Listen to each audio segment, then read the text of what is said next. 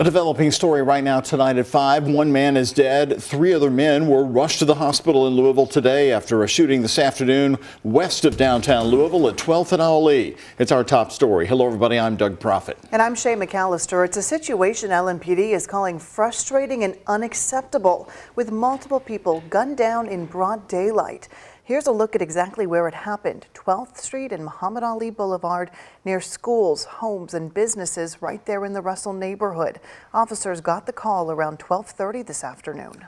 WHAS11's Taylor Woods and photojournalist Aspen Hester have been on the scene for a while there. And Taylor, you've heard from police and you've also been talking with people in the area. What do you have at this hour?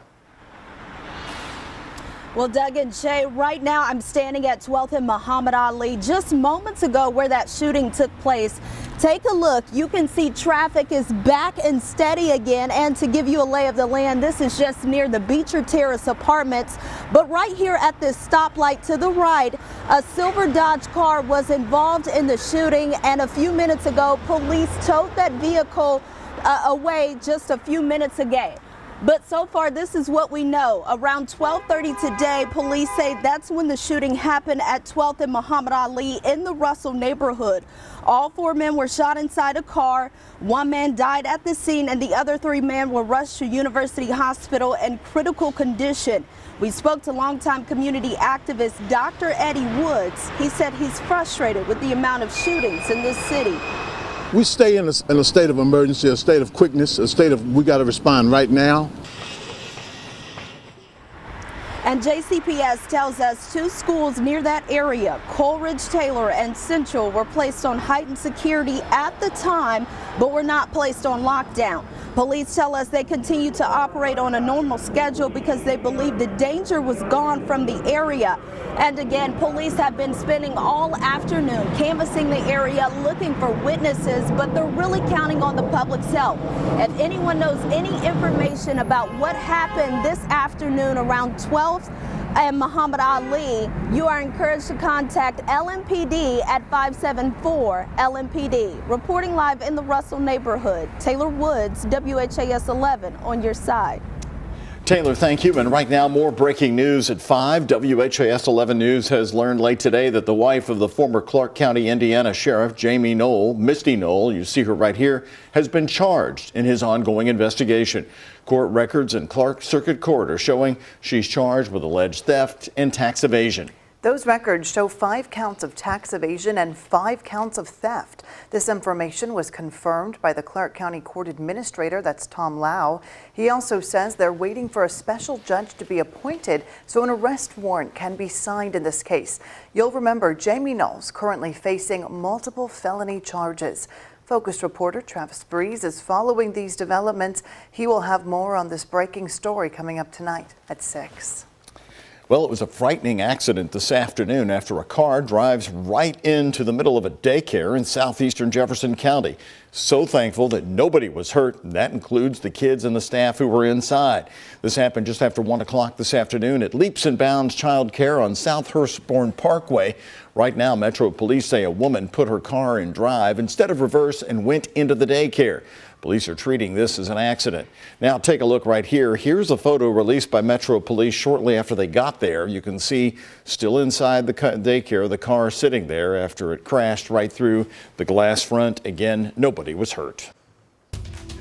Now to southern Indiana, where a devastating fire claimed the life of a man early this morning. His wife sharing he made it out okay, but then went back in trying to find their dog.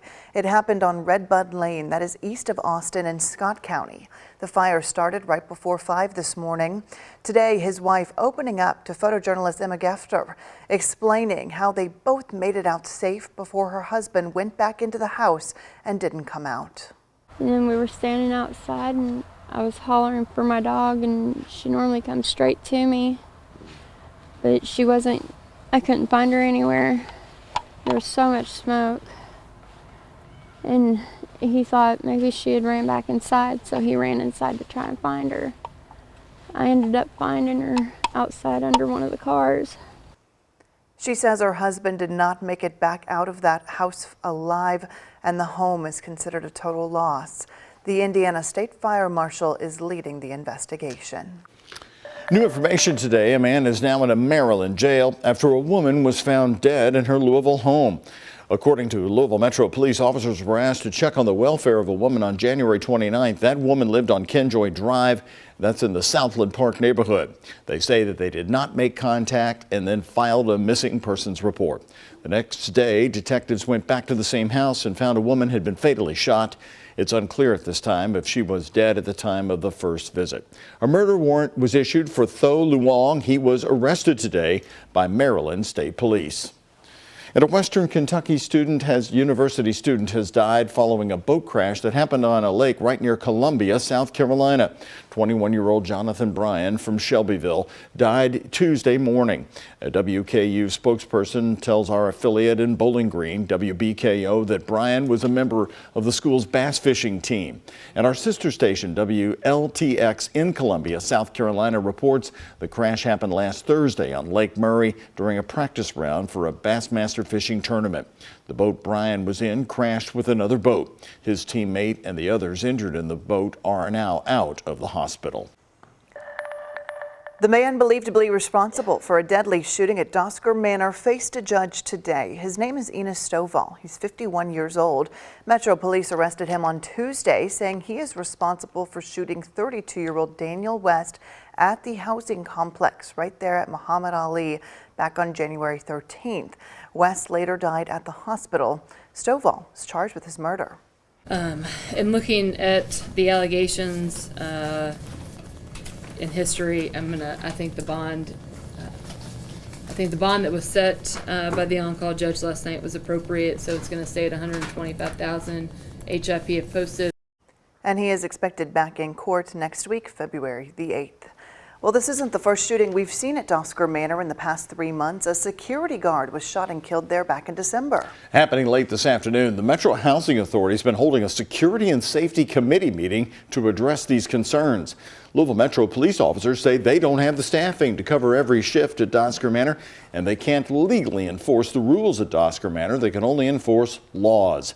Another issue addressed today. Most security officers who are hired can't leave their security booth and patrol, according to BWH Security CEO. But the security at Doker is set up for failure. And the way it's set up is failure. You're asking about my guards roving. The guards don't rove. They have to stay inside their booth. They're not allowed to go out and rove. Some of the issues you have there right off the rip at Doker is the guard vestibules, the way they're set up, are completely wrong. The CEO went on to say that most of their security concerns come from the infrastructure at the building. He says the doors are mostly broken and they can't control access to the building. Metro Police say enforcement of rules at Doker Manor would be up to the Louisville Metro Housing Authority and any security that they may hire. Well, certainly a chilly and cloudy day today, and if you like that, soak it up, because I think the much welcome change for many people is arriving tomorrow. We've been looking for a peek in those clouds. Pretty solid and steady right there, Colleen. So I know you're looking at the radar to see when they're going to break up. What's the timing on that? I think by 10 p.m. tonight, we're going to start to see the breaks in the clouds. I've been looking at the satellite, which it goes dark when the sun starts to set, but you can tell off into western Kentucky earlier today did get some sunshine, and that is going to push on our way and push out those clouds overnight tonight through tomorrow. Now, that's not to say we're going to have crystal blue skies tomorrow. I think it's still possible to see a mix of clouds and sunshine, but after this past 10 days, we'll take what we can get.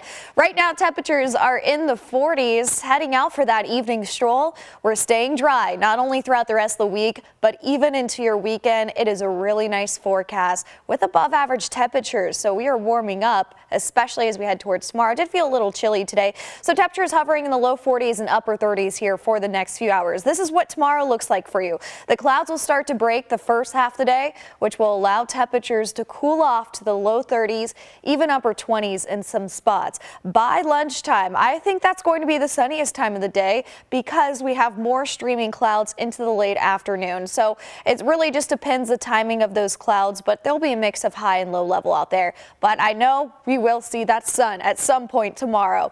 And looking at our upper level winds, it is going to change here for the next few days. This high pressure is going to build at the same time an upper level low pressure, and both of that is going to bring in the warmer temperatures from the south and southwest. So we are trending warm for this weekend. I'll tell you how high above average we are going to get coming up. Doug, Shay.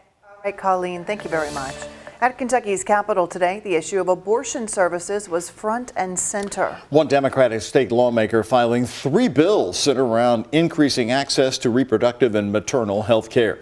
2 of them were filed in 2023 as well, but did not see much movement. The first, called the North Star Bill, would reverse state abortion law back to where it was before Roe v. Wade was overturned. The second would expand a Medicaid program for new mothers experiencing postpartum depression. The third is called the SHIELD Bill, specifically protecting those who travel out of state for an abortion. Senior reporter Isaiah Kim Martinez and senior photojournalist Alyssa Newton break it down. State Representative Lindsey Burke of Lexington shared her own deeply personal story of loss.